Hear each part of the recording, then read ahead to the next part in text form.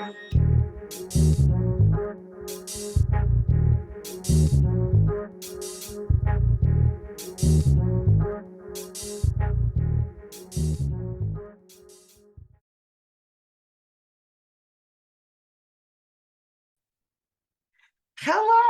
Okay, this week on Ask Coach Catasha, we got an inbox question that asked, how long should sex last? Now, that's all the question said. It wasn't any other identifying information. So, but we're still going to answer it because it's still a valid question. All right. So, how long should sex last? Okay, that is an interpretation based on you and your partner's needs. Okay, so I don't know if this is coming from, if this is during it's coming from a male or it's coming from a female. I don't know if it's coming from someone who's in a heterosexual relationship, or I don't have any of those details. So I'm just going to give you a broad overview on what the data says about how long sex should last. Now, again, how long it should last is subjective. It depends on how much time you need to reach your orgasm. Now, of course, it is a little bit more difficult for women to reach orgasm than it is for men, unless that man has, orgasm disorders, which could be premature ejaculation, or it could be delayed or anorgasmic. So depending on where you are on the spectrum, that can have an effect on how long your sex actually lasts. I can tell you that for women to warm up, it takes about 10 to 45 minutes for the arousal process to take place. That lets all the blood go where it's supposed to go, lets it swell in the places that it's supposed to swell. It allows for tenting during the arousal process. That tenting is when your uterus moves out the way to make room for whatever you're about to put in there. But it doesn't necessarily have to be the whole 45 minutes. It could be 10 to 15 minutes, depending on how much foreplay and things that have happened. For a male, they say that to reach orgasm, it could take between 3 and 5 minutes.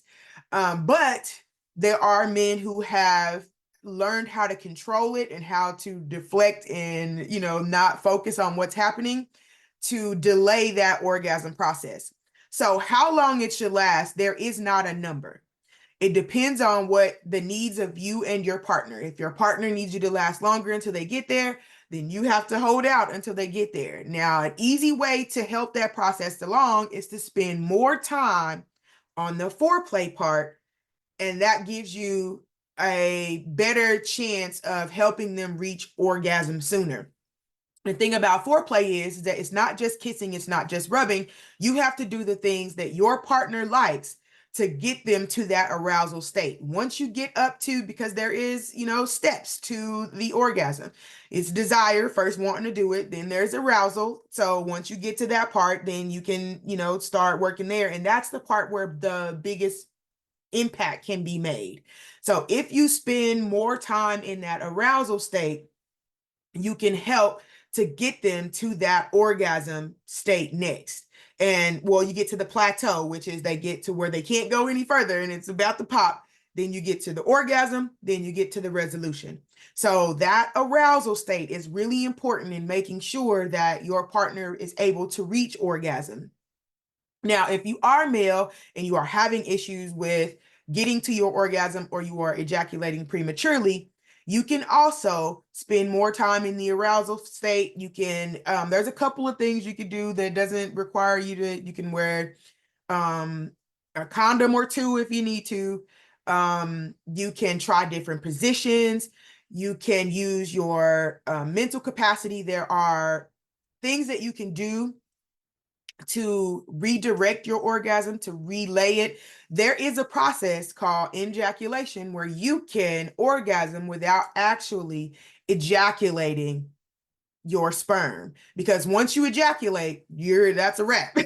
So, but there's a process. It takes a lot of mental capacity and a lot of practice to be able to not have that ejaculate eject from the body, which will allow you to keep going, but you will still get the feeling of an orgasm, because your orgasm is actually separate from your ejaculation. Okay.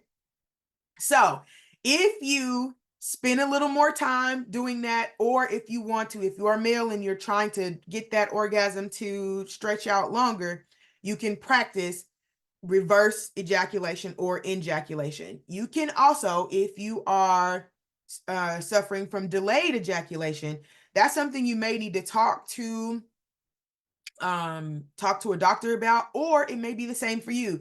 If you're not taking enough time during the arousal process, if you're not getting the kind of stimulation that you need, then you may not see results as soon, or you may not see that orgasm as soon as everybody talks about. So if you are experiencing delayed ejaculation, there are also things that you can do. And again, all of these things are a normal part of sexual health.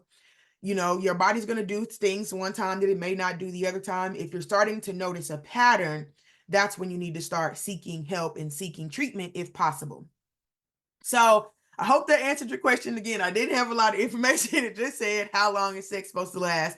And that question is subjective and based on the needs of you and the person that you're having sex with. Okay. So don't feel confined to, having sex for hours, or, being upset that your orgasm doesn't last that long. It is what is necessary for you and your partner to receive satisfaction from the activity that you're participating in. Okay.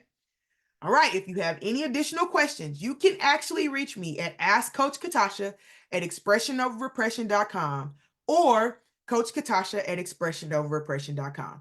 Play nice.